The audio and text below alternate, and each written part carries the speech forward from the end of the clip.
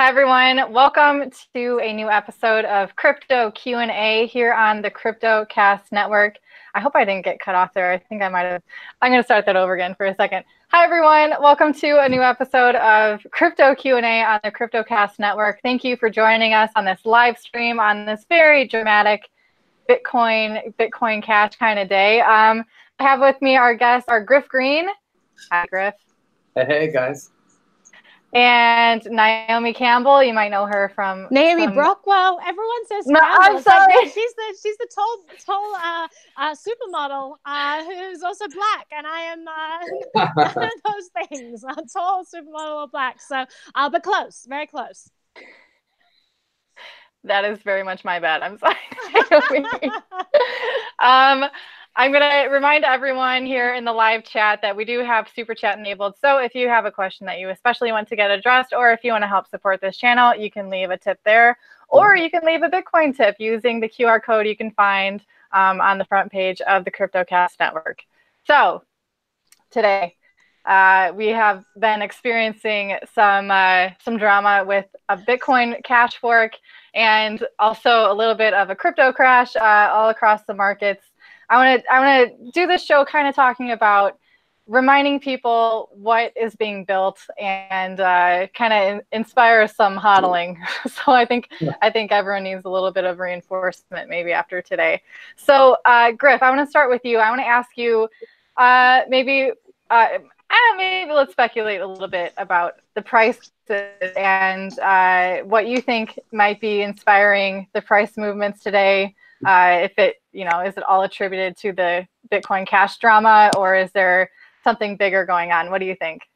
I have no idea. I do think that there's something to seeing the hash rate crash in Bitcoin, and that could definitely scare people. Also, it's just, we're in a bear market. It's going to panic sell right now, sell it all. It's all over. It's time to give up on crypto. It's dead, Same old, and that'll keep it. I honestly do think it will keep going down and or stay flat for the next little bit, because that's what happens. There's speculation in these markets. It got way too high, and now it's got to get way too low before it can start going up again. But yeah, in general, I definitely think the Bitcoin Cash FUD and all that definitely had an effect. Yeah, so Griff is calling for blood in the streets some more. Naomi Brockwell, what are your thoughts on the drama this week? And maybe, I don't know, if you were doing, I think you did a live stream for the Bitcoin Cash hard fork. Yeah. What are your thoughts on today? Like, what do you think is gonna? What do you think? So I've been on a live stream. I did a 2-hour live stream with Chris Pacier and Chris Karabatz. And Chris Pacier has been right in the thick of things. So he has been a big antagonist to Craig Wright. So I thought it was great to get his perspective on things. I think most recently Craig tweeted out that Chris Pacier was a cuck, and I was like, what? Like, just kind of like saying all of this ridiculous stuff, basically, because Pacier was calling out a lot of inconsistencies in what Craig Wright was saying. So it was great having Chris Pacier on the chat this morning, and we just watched it like right up until the split happened, and we're just like refreshing. It's sort of like the strangest live stream, right? Because we're all sitting there just like refreshing our browsers and then telling people what we're seeing on our refreshed browsers, and it's kind of like watching water boil or like watching paint dry. But it was actually really fascinating because Chris just has this great in-depth understanding of what's led up to this split, and he has such, he is very technically savvy guy. He's lead back-end developer for OpenBazaar and works a lot with Bitcoin Cash. So he just has great insight into this. So very lucky to hear his thoughts on everything going on. As far as my perspective is, I mean, it's kind of been crazy at the moment. I think that Bitcoin ABC is in the lead by like 9 blocks. So it looks like they've been mining really basically empty blocks for a little while now. And I think regardless of what happens, like even if they don't end up in the lead, I think that it doesn't really matter. Like I don't see a lot of people going over to the Bitcoin SV side of things. It just seems like this very centralized, awful coin right now. So I don't see people switching over. Yeah, it's really interesting. I don't know how they can because it doesn't have enough infrastructure, right? It doesn't have a blockchain explorer. It doesn't have really support from a whole lot of the community in general. But it has miners and a couple loud, annoying people on Twitter. That being said, I think altcoins will always survive. It's really hard to kill a crypto. So if they have any support, it will still exist. And to me, that's the magic of cryptocurrency, right? It's that you can't use this technology to impose your values on other people. And so if somebody wants to fork and they want their own token, and they can do that, it takes a lot of infrastructure, though, to get a lot of support from exchanges. And I don't know how an exchange could ever support a chain without a block explorer. Like, how do you show a user, yeah, you deposited this, even though you say it didn't show up, it's there, or we can see that you didn't deposit it, right? Or, oh, you didn't get your withdrawal, that's funny, clearly we sent it to you, here it is on this block explorer. But that being said, Bitcoin Gold didn't have a block explorer for 3 weeks or something. And eventually they got one, and eventually they're on exchanges, and it exists. Yeah. But it's not anywhere near the price of Bitcoin Gold.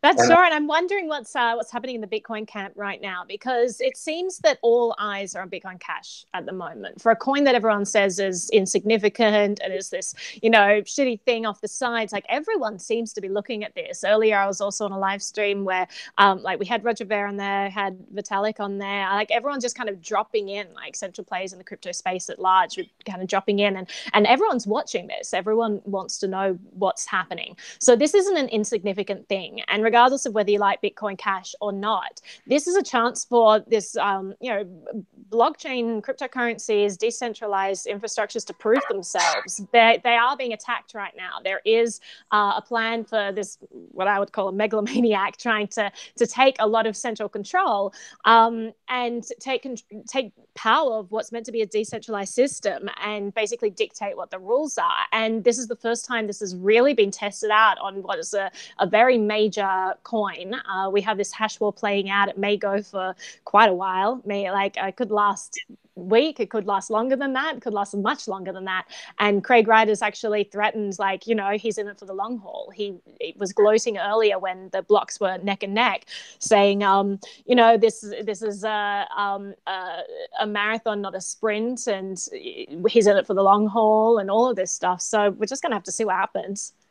Yeah, it's crazy. Does he have a following? Does Craig Wright have a decent following? Like, I'm in the Ethereum space, so I kind of miss out on some of this. So he has this following of really, really religious fervor. Like, it's kind of crazy. You look at the people who follow him, and first of all, you have to ask yourself, what kind of a person is attracted by a bully?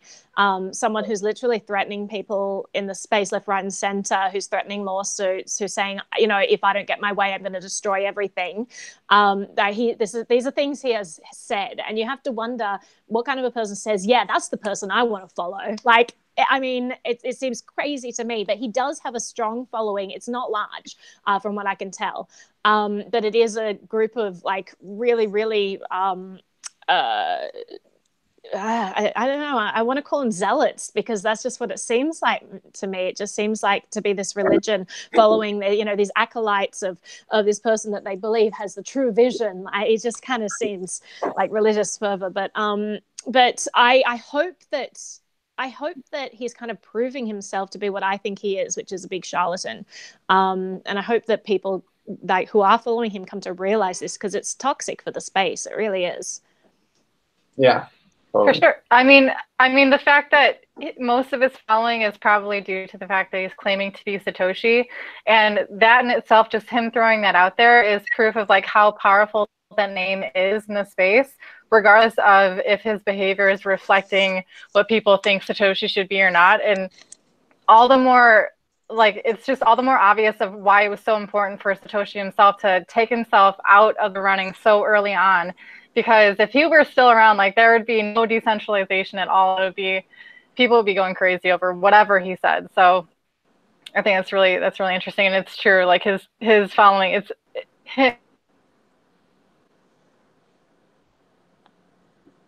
see anything happens in the future where that'll kind of dismantle itself, but it's kind of a train wreck at this point. Yeah. So Naomi, you're cutting out for me. Is good. Is Heidi cutting out for anyone else? Yeah, it's kind of out for me too. I was worried. Oh no. Let me try and do my hotspot. Yeah. So Naomi, you look really familiar. Are you the Bitcoin chick? Like the Bitcoin girl? The Bitcoin girl? Yes, that is me. That's awesome. That is so cool. I love that song.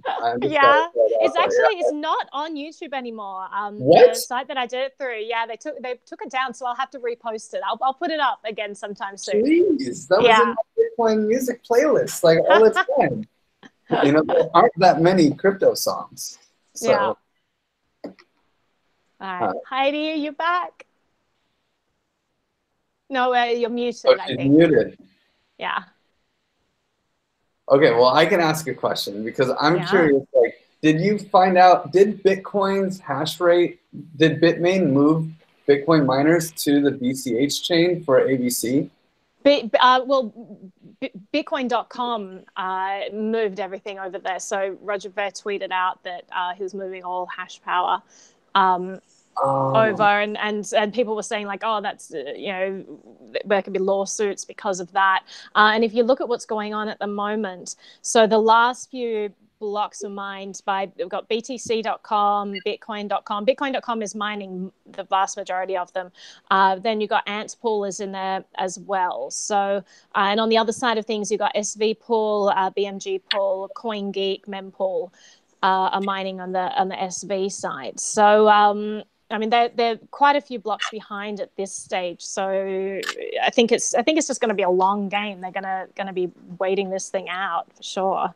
Okay, so just to clarify, Roger Ver's Bitcoin, he had a Bitcoin mining pool and a BCH mining pool, and he just moved all the hash power. He just pointed his Bitcoin mining That's pool. my understanding, and I may be wrong on that, but let me just pull up Bitcoin.com. I believe I saw a note there. There were a lot of people up in arms about that, because if you're in a mining pool, you want to be mining, what you're told to be mining. Let me see if I can find that. It's I should have pulled this up earlier, but I'll have a look for that, and I'll pull it up when I find it. But yeah, it's just kind of crazy. Like everyone was wondering coming up. Like I did a stream with Chris Pacey a couple of months ago, and we were talking about this fork, and I copped a lot of flack from people who were like, there is no fork, you're a liar and a shill, and people love throwing that word around. And it's so funny, like just how religiously, like, because Craig Wright said there's going to be no fork, so obviously there's going to be no fork. And what do we have here? We have two distinct chains. Like Craig Wright was implementing a change that was incompatible with the rest of Bitcoin Cash. So, like, it's crazy for people to be up in arms about the use of the word fork. Clearly, the chain has split at this stage. You've got two very distinct chains. And I mean, that's what's happened. And I mean, Craig's plan was to make sure that there wasn't a fork, to have enough hash power to control that. But it seems that that's not successful so far. And they didn't implement replay protection deliberately. That's just a dick move. I have to say it. Like, that's horrible. We saw that in Ethereum during the Ether Classic split, and we expected there not to be a problem because there wasn't a whole lot of support for the other chain, but we learned that you have to always expect that, and you need to put replay protection in. And the thing is that the Bitcoin ABC crew, they declared their hard fork in July or something like that. So yeah, they didn't think it was going to be challenged. And then Craig and his N-Chain guys just threw up a second competing client and got all the miners to use it. I mean, I can't believe the egoism, right? Yeah. It's like, yeah, no, we're just going to take over, right? But the people who lose, I mean, in the end, whoever loses is going to need to put in a replay protection, because you can't have, otherwise people who are mining or who are sending a transaction on one chain will have their other currency also be able to be replayed on the other chain. They can just take that transaction and play it over there. And that's really scary. And in the end, the only people who lose are the users. The people who are technically savvy, they will be careful. They won't make any transactions right now. They'll wait till replay protection comes in. But there will be users who try to be cool and end up losing money because, you know, they... Yeah, for sure. And I mean, at the end of the day, everyone's asking me like, oh, which camp are you in? Like, first of all, in terms of Bitcoin Cash, and also, which do you prefer, Bitcoin Cash, Bitcoin? It's like, I am totally for whichever currency takes control of the money supply out of the hands of government. That's why I'm in this game, because I don't like a centrally controlled money supply. I like financial autonomy. I like financial privacy. I like freedom of transactions and you know, being able to choose for myself what my life choices are going to be, not have a government dictate them. So for me, I'm super, super happy if either of them win. I think that's awesome. I'm not about to start like, you know, blowing up buildings like Craig Wright is tweeting because, you know, things aren't going my way. Like, and that's the thing that you hear on both sides. I've heard people on the Bitcoin Cash side say, listen, if they think that Bitcoin has started to have a better product, they'll switch back over. It seems that people are fairly open-minded about this. Obviously, there are some who are completely not open-minded at all, and I'm sure we've all come across those, probably in our Twitter feeds. I think that the smart, rational people out there are just saying, listen, I'm in this because I believe in the principles and I'm going to follow whoever I think is doing the best job. It just happens to be these people right now, so I'm going to support them. If that changes, then I'll support whoever has the better product, and that's what market competition is. Yeah, the more experiments, the better. For sure. We got to get rid of this crypto tribalism shit. I don't understand it. It doesn't make sense to me. It seems like rooting for your favorite sports team, but with more fervor because there's money involved. It's like, no, can't we just enjoy the game? You know? Yeah. For sure. Is Heidi's mic working? She's muted though. No, she's muted. I just mute it so then I don't pop up because. Can you hear me? Yeah, we missed you.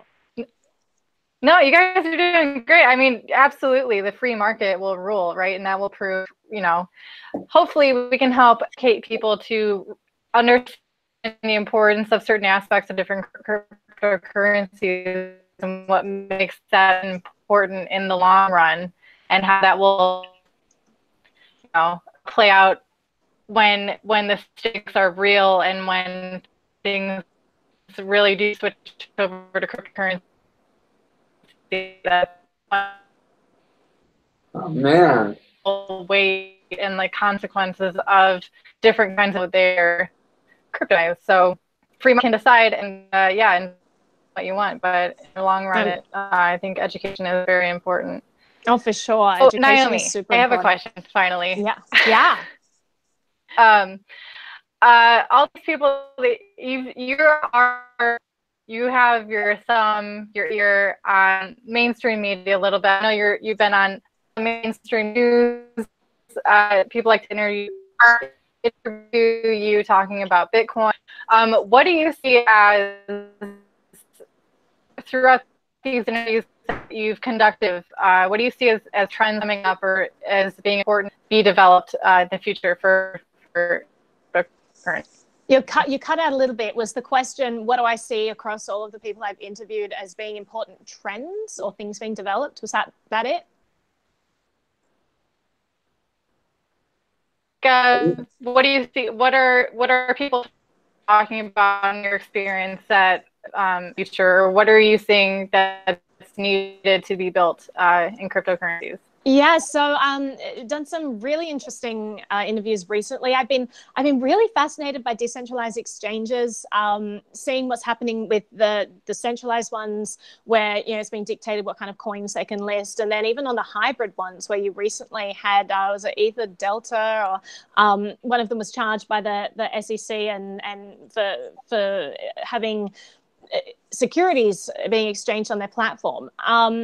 and they were unlicensed, so they were considered an unlicensed securities exchange. So I'm super interested in decentralized exchanges and just seeing less friction there. Currently, they're not easy to use. I don't know if you guys have tested out any of the decentralized exchanges. They're not that user friendly, and so I'm really excited to see some of the platforms that are exploring these just get better and better. And I think that we're going to have a really exciting few years ahead of us, just seeing new companies come out of that space. Also, just looking at seeing how people are solving this 51% attack. Speaking of which, it's very topical today, 51% attacks. But there's so many people out there trying to solve this problem. We were speaking earlier about market competition and how it's just great having options. And what I love about crypto is you have all the different people trying different tactics. Like Horizon, I'm really interested in what they're doing with that, where they have like a penalty system for delayed block reporting. I think that's super interesting about overcoming this. I just did an interview with Varus, which I think is a super interesting platform. So they're a fork of Komodo and actually working very closely with Komodo, which is a fork of Zcash. And what they've got is this like hybrid proof of stake, proof of work model that is really interesting. And I'll have a video out on that soon. But these are just two examples of a lot of different people solving this problem right now. And, I don't have my eggs in any one basket. I don't know what the issue is. And you've got really smart people all over the world in all different companies trying to solve this. And it's just fascinating to see them come up with very different solutions to this problem. I love that. I love seeing that. So that's what I'm excited about. I'm excited about seeing this vibrant community of smart people working to solve problems that they think are important and trying to find like solutions that are all completely different so that we have a choice of which product to use. Yeah. I mean, just to follow up, I couldn't agree more, especially with the usability of this space. I'm mostly in the Ethereum ecosystem, so I don't know if this is better in other spaces, but man, it's hard to use a DApp. They really, like, whether it's an exchange or PPIT, or there's a lot of PPIT isn't so bad, but there's a lot of projects out there and nobody's using them because they're just not very fun to use. So I really want to see some increased usability, but at the same time, I'm focusing a lot of my time on the bottom infrastructure layer. I see this as this is a 50-year game, at least, if not longer. I really want to see DAOs, right? I was part of the DAO back in the day with Slockit, and that's kind of my jam. But you can't really have DAOs if you don't have decentralized hardware, mesh networks, and decentralized identity. At least you can have a DAO, but if you don't have an identity solution, then you have plutocracy, and I don't think that's what we're all working for. So I'm pushing on a lot of these other solutions. I don't have like a meshnet project, but there are some good ones out there, and I'm watching them closely. Althea and other actual just regular meshnet groups like Wi-Fi here in Barcelona. And I'm going to hang out with those guys this weekend. We're actually going to do like a anonymous voting hackathon. Oh, that's so cool. Yeah, in this room that I'm in right now. So that'll be really fun. Anonymous voting is also a really interesting topic as well. That's a kind of controversial a little bit at the moment. But I think that there are also some really interesting solutions out there to anonymous voting and like very private voting, verified voting as well. And I'm very excited to see some different projects come out looking at that problem. Yeah, I'm working with a project called IDEN3. In fact, it's my little like camera protector. I'm staring at it right now. But it's using ZK snarks to do a really basic privacy-centric claims, like identity system, so that any identity can make a claim on any other identity, and then those claims can be verified to third parties using the ZK snark circuit, and then that claim can't be reused by anybody else. So you can literally choose the authorities that you want people to use to be verified. So like you could say anyone can say that they're, able to drive, right? Like if you want to rent someone a car, You can be like, yeah, you know, if the owner says you're a good driver, if the state of Washington says you're a good driver, if my insurance company says you're a good driver, if my grandma says you're a good driver, then we will accept any of those, and you'll get a discount on your car insurance when you rent from us, right? You can do any of these things because you have a decentralized identity system, and you can, as a user, you can selectively show the fact that you're a good driver to one person, and then they can't take that data and prove it to everybody else. It's selective. And so that's why I'm working on this project, because I think it's really needed for DAOs and pretty much everything everyone wants to do, unless it's like clearly just a money thing. Yeah. Absolutely. Can you guys hear me? I hope I'm not like too, okay. I think it's, no, I interviewed Griff last night, so I'm going to have that interview up soon. But you spoke about IDEN3 then too, and it's so interesting. And I think that's like a really important aspect that can help legitimize crypto, this like blockchain space, and for people is to enable like identifying factors of yourself without the risk of really losing your privacy over it. Because that's something that will keep a lot of things in check, I think, and rather than having like, you know, anonymous files take over and no one knows any better. And so I think that's super important to be built. And I'm kind of surprised it hasn't been pursued further yet, but maybe IDEN3 will help.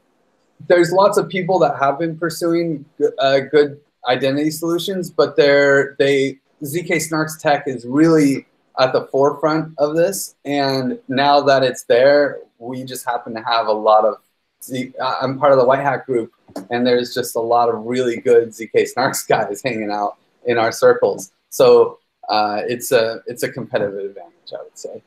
And it's really young tech. And if you want to get your hands on it, we actually have a blog post that anybody who's watching this, if you have a little bit of a dev background, you can actually build your own ZK Snark circuit. So like a ZK Snark circuit is what makes a transaction anonymous in Zcash, right? So there's this trusted setup that you can do. And then once you have that, then anyone anywhere can use this circuit to anonymize their transactions.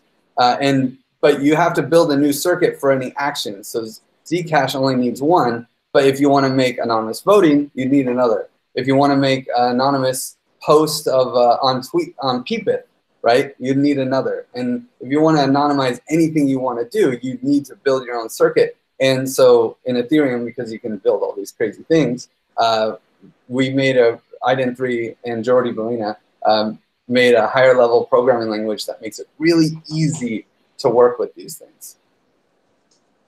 That's awesome. Yeah, I've been looking into, when I was looking into Varus as well, just on the ZK Snarksy, and they've just implemented Sapling as well, which they're helping Komodo actually integrate that. So it's like this interesting system where, like, I mean, I love that about the space, is that you have forks and you have people trying different things. But like in the case of Varus splitting off from Komodo, and yet they're still kind of working very closely with the Komodo team and helping them. And then there's Zcash being very supportive of them. Zcash also being very supportive of Horizon and other, you know, coins that have forked off them. Like, it's just this very interesting space. And once you get away from the Bitcoin Cash, Bitcoin kind of toxicity, you see a lot of smart developers who are working to solve real problems in a way that is healthy, rather than the attacks you see elsewhere. So, and speaking of attacks, I think that so Bitcoin ABC is 12 blocks ahead of Bitcoin SV at the moment. So so, you know, we'll jump back in and give updates of what's going on there. But honestly, I don't think the dust is going to settle for a long time, and we're not going to know what's happening there. So let me see. Let me reach out to some people on the group chat vocally. Hopefully you guys can hear me. If you have any questions you'd like to address to Naomi, myself, or to Griff, go ahead and, okay, someone asked, how long will I have to HODL? HODL until you can take some profits, maybe. That is not investment advice. I am not not a professional. But seriously, guys, if you have any questions, please leave them in the chat group and we'll be sure to address those. Yeah, so Naomi, you don't think the dust is going to settle with the Bitcoin Cash thing for quite some time, but when it does, what's going to happen next? What's going to happen with Craig, right? You know, that's a great question. What do you think? Well, I mean, as I mentioned before, I don't think it matters who ends up being the longest chain in this respect. I just don't see people going over to SV. So I think that's kind of, I mean, that's what I'm seeing at the moment. But again, no one really knows what's going to happen. And both of them, like all of the threats that have been thrown around, bandied about, no one really knows what anyone has up their sleeve either. So there could be some surprises still in store. We'll have to wait and see. But what I was worried about beforehand is, like, I mean, I see Bitcoin Cash as really serving a purpose out there. I sort of straddle the world. I'm a huge fan of Bitcoin. I use Bitcoin Cash as well.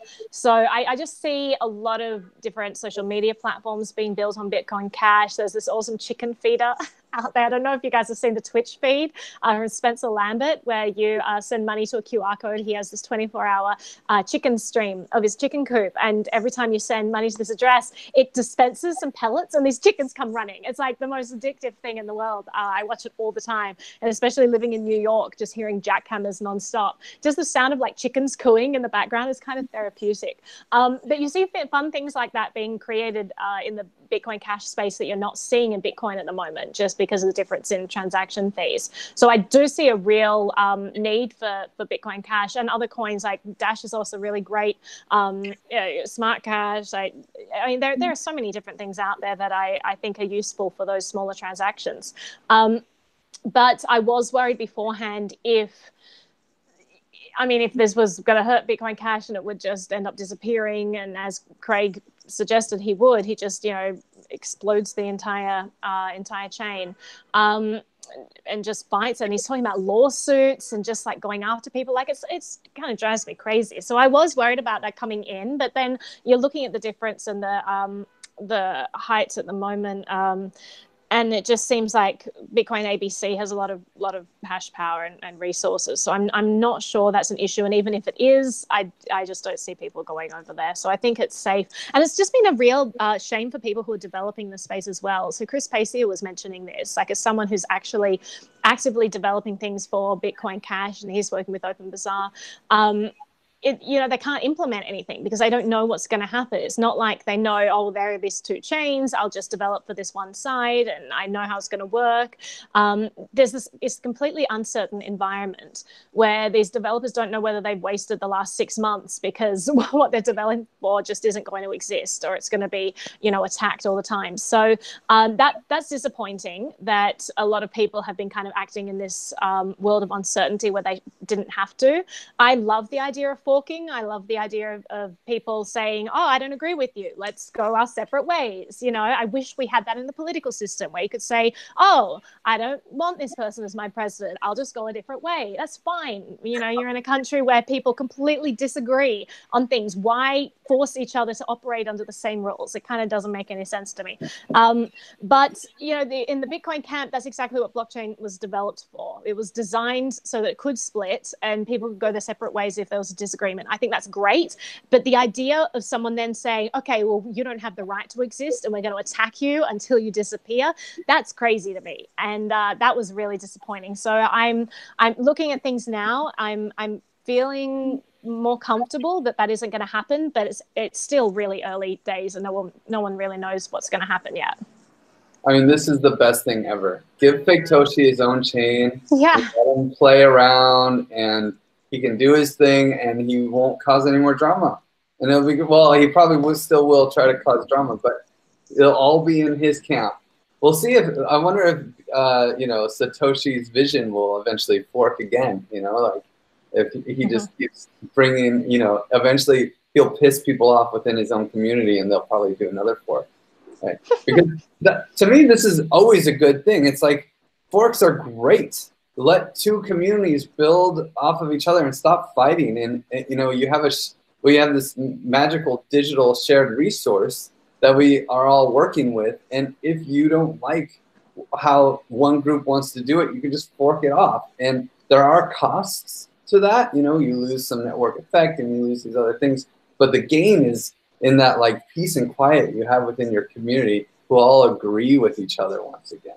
And it was so nice after all those Bitcoin hard forks were over with. Everything was just so nice and easy, and developers could just work and not worry about it.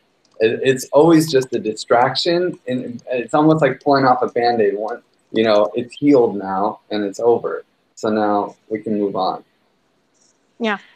So I'm curious, for both of you, in your opinion, then, is there no such thing as like an unnecessary hard fork, or is there, you know what I mean? I understand the benefit of having a system that allows you to go off and practice your own beliefs, or, you know, like go and follow what you think is best. But at what point, like, I guess it kind of turns into self-governance also is like, at what point do you value building and working and making compromises just to keep the community intact?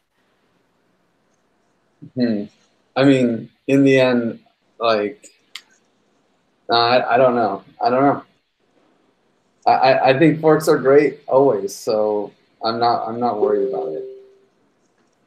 Yeah, and I think that there are so many alternatives out there. Like the issue with the financial infrastructure before was that you had a monopoly on the money supply. You had people saying, no, this is the only one you're allowed to use. Now we have monies that people can't control and that can't be shut down, and people have options and choices. So I just think that, I mean, if one chain goes down, like there's no barrier to entry to people starting a new currency, or like, I just see so many options. The future looks pretty bright to me.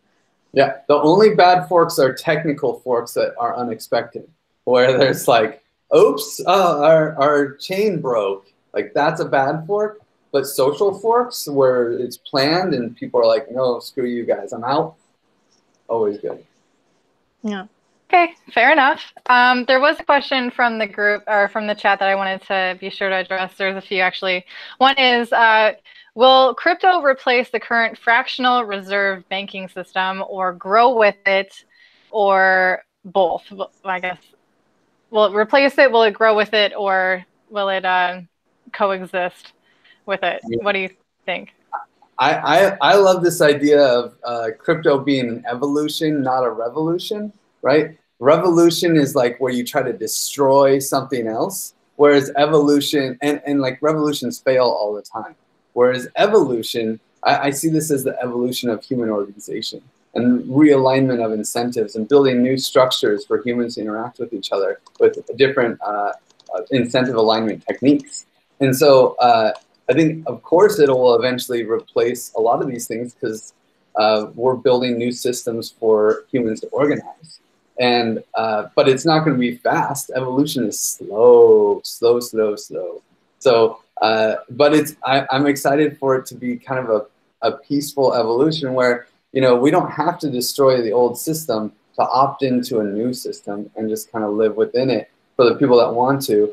And eventually, it's so good that, you know, I mean, you know, the governments and these bankers, these are our people. We're all humans. We're all hanging out together. They'll see the benefits too. And if people want to switch and get out, I think it'll be okay. You know, we are the government, you know, so we can end up like moving over to whatever systems we want.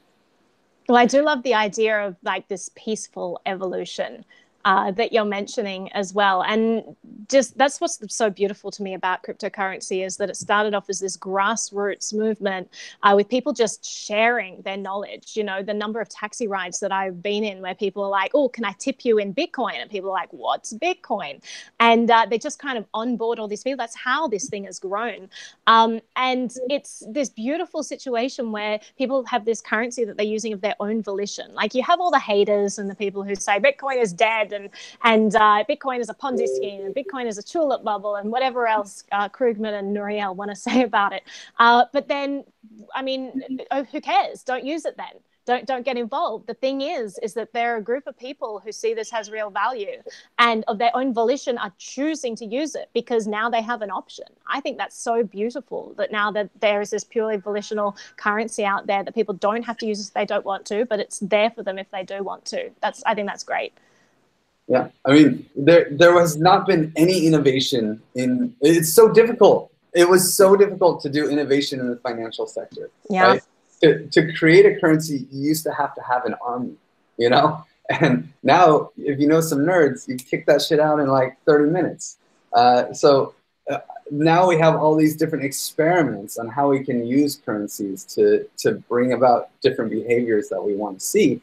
And I'm really excited to see it start to solve more than just the financial systems problems, but like everyday life problems and tragedy of the commons issues. And I think there's a lot of opportunity there.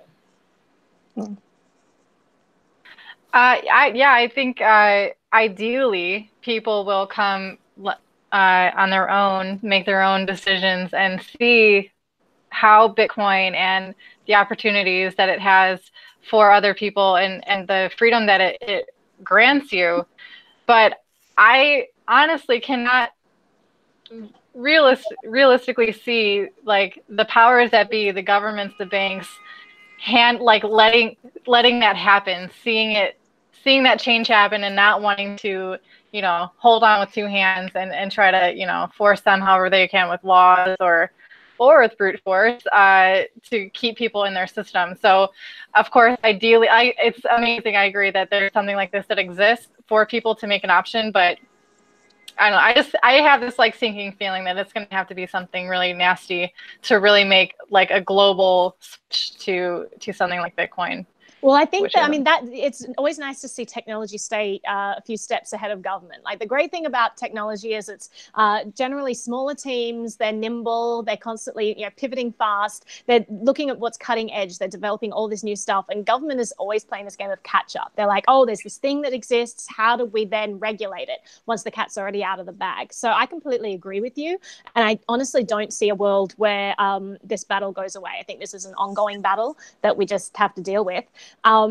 And that's what Ron Paul says as well. He says there's a major battle ahead, and his advice to people in the blockchain space is do not concede anything to government. He says they're going to try and creep in, and once you give them an inch, they're just going to take the whole thing over. So he says don't concede, and to just fight for it, because this is a powerful tool for freedom. And we've already seen the government get its fingers in. Like we look at the bit license in New York, where they completely drove cryptocurrency out of the state. It destroyed it. Like Shapeshift left immediately, Kraken left immediately. They handed out like total of 8-bit licenses over 4 years. Like it's insane how slow moving they've been, and they've been to like their crony friends, like the architect of the bit license, Ben Lawsky, who now sits on the board of Ripple. Oh, lo and behold, Ripple has one of the bit licenses. Isn't that fascinating? And it's like this terrible cronyist system that we're fighting against as well, where you're going to have regulatory capture. You're going to have people coming in and fighting for laws to be instituted that favor their companies at the detriment of their competition. And that's another one of the battles we're going to fight. But the other one is just the general consumer. The government had a hard time shutting down online gambling, so they targeted the intermediaries, right? They targeted PayPal and MasterCard and Visa, and that's how they were able to curtail it, because it's hard to control action on the internet. But cryptocurrency came along, and that became a lot easier. And now they've kind of shifted that now. Now it seems that they're holding up like example cases of people. They're going through local Bitcoins. You've got a law enforcement officer on the other end of that who's charging someone for selling someone 1 Bitcoin for cash as an unlicensed money transmitter, and that kind of stuff. Like people are getting 5-10 years in jail for doing stuff like this. It's absolutely insane. So you're absolutely right, Heidi. I think that this is a huge battle ahead, and the government hasn't even started to dig its heels in yet. I think there's still a lot of regulatory capture that's happening at the moment. A lot of people are politicians there who are trying to see what they can get out of it. Then you have some really awesome people who are fighting on our behalf, people like Caitlin Long, who are trying really hard to set up jurisdictions that get crypto, places like Wyoming, where they've set up really great regulations that are good for blockchain companies. But it's not going to be an easy battle, and people should be constantly vigilant that people are being monitored, your actions are being watched, your payments are being tracked, and just keep that in mind with everything that you're doing. I don't know. I'm a little more optimistic on things. I actually think the regulatory guys haven't been nearly as bad as they could have been. There's been a lot of scary things that could have happened. I mean, I'm amazed they aren't going after more ICOs. I mean, EOS raised $4 billion and they're having advertisements in Times Square. Why aren't they going after these guys? It's amazing, right? I think they've been really lenient on us, considering how scared they should be. They should be shitting their pants, because I see this as what's going to put them out of business.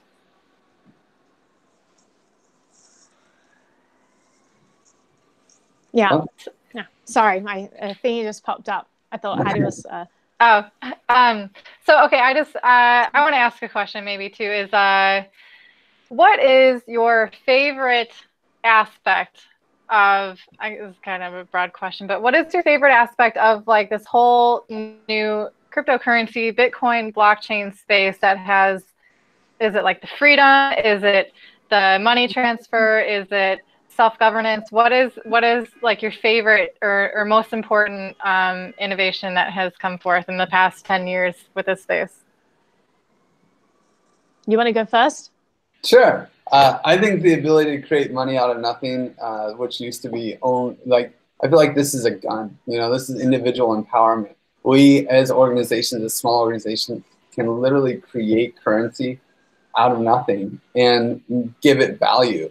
That has never been possible before, and that's just incredibly revolutionary. I love Andreas Antonopoulos' like 4 use cases of money. The 4th that is never said being a system of control, and I think it's absolutely true. We have been enslaved by the U.S. dollar in the States and fiat currencies in general. And they have given a lot of power to specific groups of people, banks, that get the ability to create money out of nothing.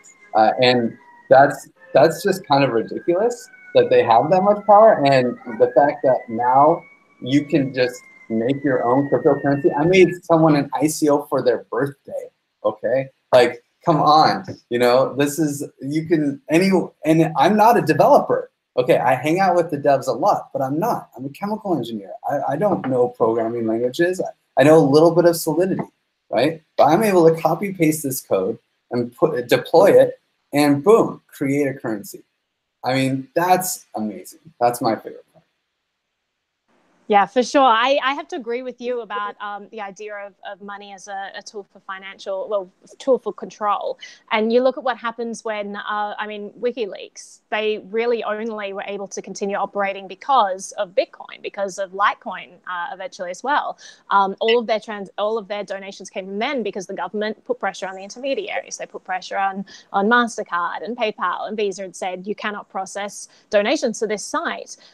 Why? Because we disagree with them, you know? So there's a huge freedom of speech issue, and Bitcoin has really come in to empower people. And now it's not a given that the government can control your actions, control your donations, because they control the money supply. Now people have other options. So for me, yeah, that's the killer app. And I ask people that question all the time. I say, what is the killer app from blockchain tech? And they say, well, currency is the killer app. But I think that's just the first step. And it's interesting. So Scott Stonetta, who's like the architect of the early blockchain, people would call that, who was cited like 4 out of 8 times in Satoshi Nakamoto's white paper for his work on blockchain tech. And he says that, you know, we're going to see a world where we have corporations 2.0, because what we have now is not just a system for decentralized money, it's a system for decentralizing trust, which can be applied to all kinds of different sectors. You're going to see that being applied to different industries, decentralizing trust. And we're going to have new organizational infrastructures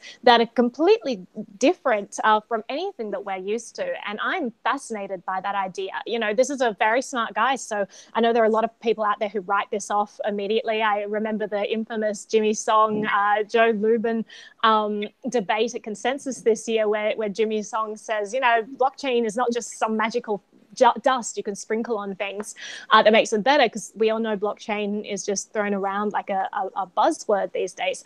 But at the same time, I am completely not dismissive of Stornetta's idea that we are going to see a world where blockchain is just, it's integrated in so much of our lives, more than we can possibly imagine right now. We are probably going to see a completely different structuring of society because we have this way of decentralizing trust. And I think that's super exciting. So I agree with you totally. Currently, financial power is huge. It gives people back power in general. And then in the future, the reorganization of society is going to be really interesting. You're preaching to the choir over here. I spent all my time building DAOs with Aragon DAC, which I should plug. We're hiring. If you want to be a leader in building the new organizations, we're looking for leadership within our team. So definitely, I spend all my time building DAOs, and that is the real goal. We're just not there yet, but we will. We got to do a lot of infrastructure. I mean, you can actually go to mainnet.aragon.org right now and deploy a DAO, just like that. And they make it so easy. It's pretty cool. And that means that anyone in the world, without having to ask permission from a government, can effectively start their own business. You can hold money. I've been working with on only blockchain-based entities with no actual legal framework. I haven't been attached to a legal entity in a long time. And you don't have to, because you don't need a bank account. You can have full transparency on where your funds. Give it as a blockchain-based nonprofit.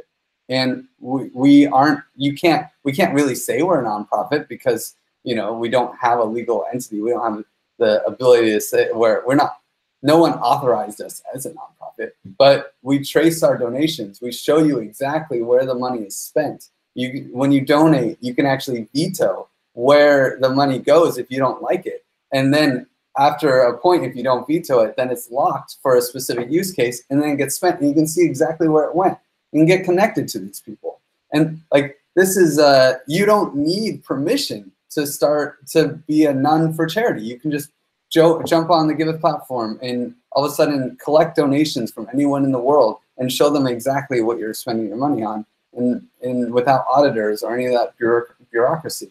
If you're in Venezuela and you want to start a dev company, you go to Aragon, you deploy a DAO, you hire your devs, you ask to be paid in Ether or DAI or whatever token you want, and then you pay those out, and payroll is done for you with a payroll app. And all these things are just getting easier and easier. We still need time. It's still pretty raw. The user experience can always improve, but it's early days. But it's starting to get better and starting to be there, like real right now. Giveth and Aragon you can use right now, and you don't need to ask permission to organize. So I'm actually going to chime in a little bit I guess I'm asking myself that question of favorite aspect of Bitcoin or whatever. And I understand where you guys are coming from, being able to create wealth, but I feel like I'm going to respectfully disagree, just for the fact that, like, doing the traveling that I have, and I've seen, I've been to Zimbabwe, I've seen the people after hyperinflation and how fractional reserve banking and creating wealth out of nothing can decimate someone's wealth. And if it's not built on something solid, that's something that I really value about Bitcoin, is like the sound money, the hard digital money you cannot recreate, you cannot print more, and once it's done, it's done. I think that's something that's very important, and it's something that we've never ever had before in this world, and I think that's going to be a testament for Bitcoin in the future. So if there's any more questions in the chat, I don't think I see any more. Well, I think the difference, I mean, it's not about creating wealth out of nothing, because I don't think any of us think that it's being created out of nothing. It was developed very slowly in this very grassroots movement of people who saw this thing had value. Like, it really was first tested when the first Bitcoin pizza was paid for. Like, that was the first instance of real world goods. Like, until then, it was kind of like a signaling device. It was very cool factor, kind of like a Reddit upvote that was sent. And a lot of people say that's how it gained value. So it was this very slow growth. But I think the point is that now people have the ability to use a currency, an alternative currency that can't be shut down. Like, we've had digital currencies created in the past with people saying, yes, let's have this alternative form of paying each other, and it's been immediately shut down by the government. So I think what we have now, what's exciting is, sorry about my horns, New York is terrible. What we have now is this situation where it isn't up to the government to dictate what currencies we use. We can choose, and if people want to go over to Bitcoin because they see it as more valuable, they absolutely have that choice. And there's, government can try and slow it down. They can't shut it down completely. They can definitely hurt the system. They can put probes on IP addresses and monitor transactions, and really make your life difficult if they attach an identity to an address. But they can't shut it down, and that's what Satoshi did. He got the ball over the net with creating something that couldn't be controlled by a government. And so that's exciting for me. It's not the idea of like wealth just being created, because I completely agree with you, Heidi. Like, we definitely don't want a system where we're creating wealth out of thin air. But in the government situation, they're doing that and then dictating that people have to use this currency. This wealth has been created with Bitcoin because people find it valuable. They see that the code is valuable. They see having a digital asset that can't be reproduced as being valuable. So they see valuable in this. And people are choosing to go over that. And that's the big difference between fiat and non-fiat currency, is the difference of government decree. Fiat, by definition, is money by government decree. And I just am so thrilled, as you said, like that people have a choice where they won't wake up tomorrow and their wealth is completely hyperinflated away, like we've seen in Zimbabwe, like we've seen in Venezuela, because that's just absolutely devastating and so heartbreaking. And I'm fascinated to look at those places. I don't know if either of you have done a lot of reporting on what's going on there, and like seen people, like real world examples. Like, Heidi, you do so much traveling. So I'm sure that you have like real face-to-face encounters with people who are using cryptocurrency to live. For sure. I mean, I was in Zimbabwe briefly, and that was, like 10 years after they had to adopt the US dollar. But actually, most recently, I was in South Africa. That was like a year ago. And there was an incredible amount of interest in Bitcoin because they could see what was happening to their currency and what the decisions their government was making. And people wanted to get as educated as they could in any kind of a solid form of currency that wasn't dictated by some crazy government, that wasn't going to get printed out of printed into infinity. So for sure, yeah, and unfortunately, it's not so much. I don't think we're going to see it in the West like anytime soon, but there are countries that are legit struggling that I think are going to be very, very, very much open to adopting this kind of technology compared to, like, say, the US or Europe. Yeah, we're actually going on a blockchain on tour through Latin America in about a week. Wow.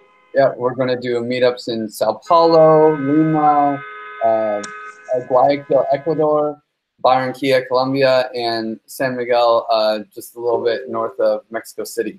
And I have a little soft spot in my heart for Latin America. I really think it's a place where where this technology can just take off and actually improve the lives of the people there in amazing ways.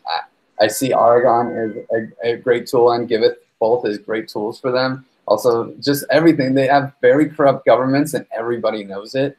It's not a secret. And they have horrible currencies for the most part. I actually went to the wrong country when I first started this Bitcoin adventures. I went to Ecuador. In Ecuador, I thought Bitcoin would be great for Ecuador because they have the US dollar and they have a 5% tax on any money that leaves the country. So I was like, oh, well, Bitcoin for sure for the win, right? But actually, Ecuadorians, the US dollar isn't that bad compared to the rest of South American currencies. It's a superstar. So they didn't need it nearly as much as other people. And also the government ended up making Bitcoin illegal, which is why I had to leave. They started their own like cell phone currency, and they made all digital currencies illegal. But these other countries, they really need this technology. And when there's a need, and the people will innovate, and they will build these things for themselves. They'll overcome cultural issues like, there's not a lot of technological adoption with the people in South America in general. So they'll overcome these cultural barriers because they actually need to. We don't need to in the West. We can make value out of nothing by doing an IPO, right? That's what every company does. They just create stock and all of a sudden sell it, and boom, they get a bunch of money out of really just fake paper. Earlier we were talking about currencies and why I think being able to create new types of currencies is so important is because you can change the value, the way that new currencies are created. Right now, I said this in our interview last time, Heidi, so I'm just going to repeat it a little bit because I think it's valuable, this conversation, right? Bitcoin is a huge change because instead of what fiat currencies do, what all national currencies do, is they create money out of nothing for the banks when they make loans, right? So literally this currency system is incentivizing banks to loan money to people to buy houses, start small businesses, kickstart the economy. That is the incentivization mechanism of these currencies. And with cryptocurrencies, we can try other things. We can create, Bitcoin did this incentivization to support its own network and processing transactions and doing all these things and basically guessing a random number. Now, they went a little wild with guessing this random number. There's a lot of energy expended to do that. And I think we can do better than that with other systems, but that's a different discussion. Other people are doing other things, other interesting things, like Namecoin, right, was the next experiment, which created a network so you could have a decentralized DNS system. And then more experiments tried to do something like CureCoin, who incentivized people to contribute to the computing power of folding proteins, right? And that to do research, and every time you're mining, or PrimeCoin, right, which is guessing random numbers. And you're literally creating inflation to fund some kind of new innovation. And what we're doing at Giveth, what we're going to start is trying to create currency out of nothing to use inflation of interesting crypto primitives to support tragedy of the commons issues, like ending homelessness in Brazil, or supporting, climate change things, right? So you can actually create a system where people are incentivized to actually participate and fund with inflation a DAO that then picks proposals to fund these issues. And it's really exciting. And this is the next level of. Isn't that kind of contradictory though? Like the idea of funding things with inflation, like inflating the money supply literally means adding more supply into the money supply. If you have a fixed demand there, then your value is just going to go down across the board. So, I mean, inflation is kind of like the worst enemy of this. We have inflation in Bitcoin. We have predetermined inflation schedule that ends up tapering off. And if you actually account for lost coins, I'm not saying never-ending inflation. I'm saying using the creation of money to incentivize human behavior in a certain way. But I mean, it doesn't have value just because you create more of it. It has value because people use it. So I'd be careful with the wording of it there, but I totally see what you mean. I mean, you're basically developing new value is what I would interpret that. I wouldn't call that inflation. I would say you have a new purpose for things, and people see value in that, and so they invest into that. Which I think is distinct from inflation. No. You're absolutely right. Inflation is an old world term, and I'm using it to describe the idea, but it's definitely not the best word. In this system, have you ever heard of the idea of a token bonding curve? The what? A token bonding curve. A token bonding curve. Explain that to me. So this is the idea of you have a curve that the price of the token versus the supply of the token. You can create a curve that has where you buy a token and the smart contract keeps the whatever token you're using to buy. So let's say Ether in this case. The smart contract will keep the Ether, and it will dish out a certain number of tokens based off of where you are in this curve, right? So like the FOMO 3D Ponzi schemes, they use a token bonding curve that goes up forever, right? And that's Ponzi scheme, and that's not cool. But you can do other structures of curves that are different, that actually the people are incentivized to buy in early because the price is low and the price will probably go up. But then it tapers off at the end. And so you get to a certain point where it's actually, you're not incentivized to buy in. You're incentivized to sell. But then it starts to go down, right? You start selling and then the price goes down, and eventually people are incentivized to buy in again because it'll go up, right? And so you have this, you can actually create a incentive structure where people who invest funds, we're using this as a kind of a philanthropic investment idea, right? So you have the early adopters, they will make money because they're getting in early to solve this tragedy of the commons issue and to invest in it. And they'll buy, maybe they'll get 1,000 tokens, but 200 tokens will be created for this DAO over here, right? And then the next people will buy and they'll get 900 tokens and 190 tokens, or I don't know the math, right, will be created over here. And it goes up. And then there's a certain point where, because of the curve, anyone who invests here at the top, well, they will never make a profit. There's no way. They might still invest because it's philanthropy, right? There's other reasons to support a cause besides making money. There's other value being created, but they probably won't, right? Let's be honest. But then when the DAO starts selling tokens or other people who are participating start making profits and the price goes back down, all of a sudden the incentives are aligned again for people to start investing in this, as long as this DAO is still doing good work and making the world a better place like it wants to, right? And then you can create another mechanism called curation markets. You ever heard of a curation market? These are Ethereum-centric pieces of crypto primitives where the people who buy these tokens, they actually get to participate in the governance or delegate their stake to someone who does want to participate in the governance. And then you have this, within this DAO, people can stake and they can use their stake to vote on which proposals should be funded. So if we're ending homelessness in Barcelona, maybe there's one group who wants to buy a homeless shelter. Maybe there's another group who wants to give everybody blankets. Maybe there's another group who wants to, I don't know, start a food kitchen, right? And everyone can kind of vote on which ones they want to support. And then you have this curation market that has rules about when proposals are supported. And maybe it's like you have to be in the top 10% of all proposals. 5% of the pot will be spent every week and on Friday at noon. And maybe there's other rules. And then these proposals actually get funded.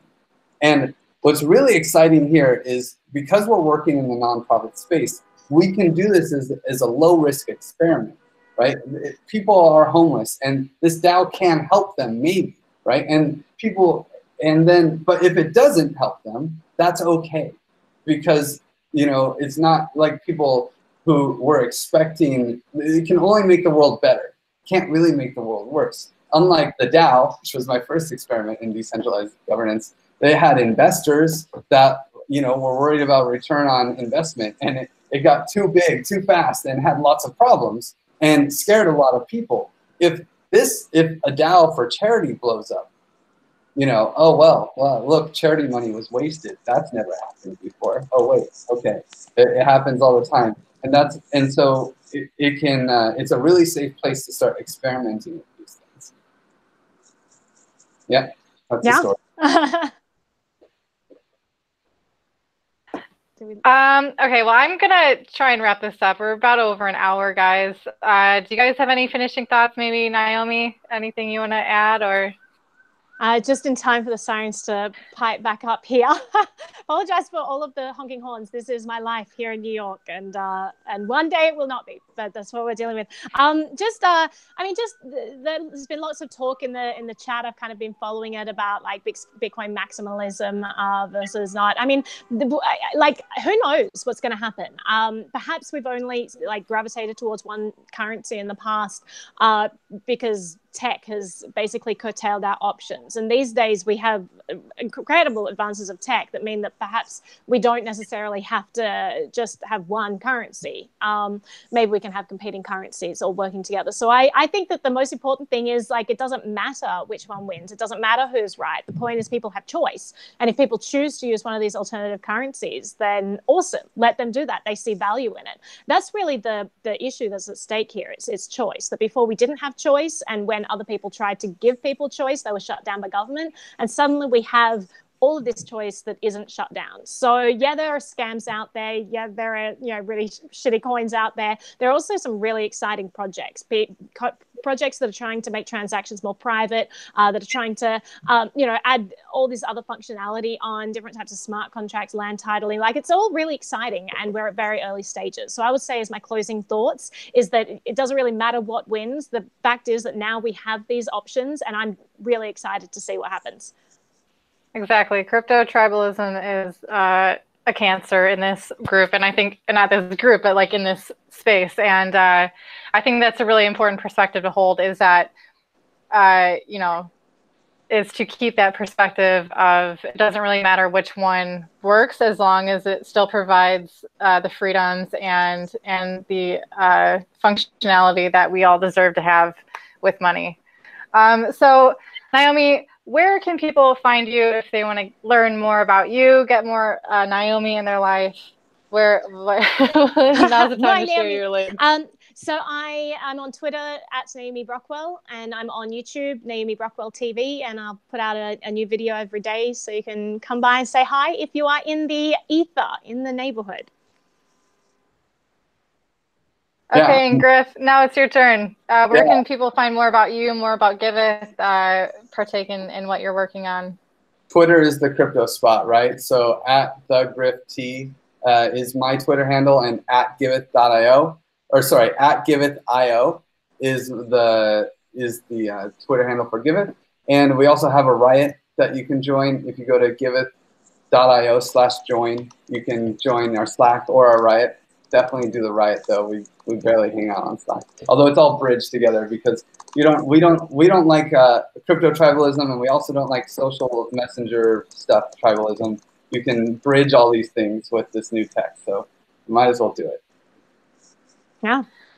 Very cool. Well, thank you guys for taking the time to come out here and speak your mind, give your perspectives to the people, participate in the chat, and I hope you guys had a great day. I want to thank our viewers for sticking around for this show and partaking in that colorful chat that we always like to have on this show. And I will be seeing you guys again next week, Thursday, 5 p.m. Eastern Time, 2 p.m. Pacific Standard Time. I'll see you again on Crypto Q&A Live. Thank you, Heidi. Thanks so much, Heidi. Yeah, bye. Nice to meet you, Naomi.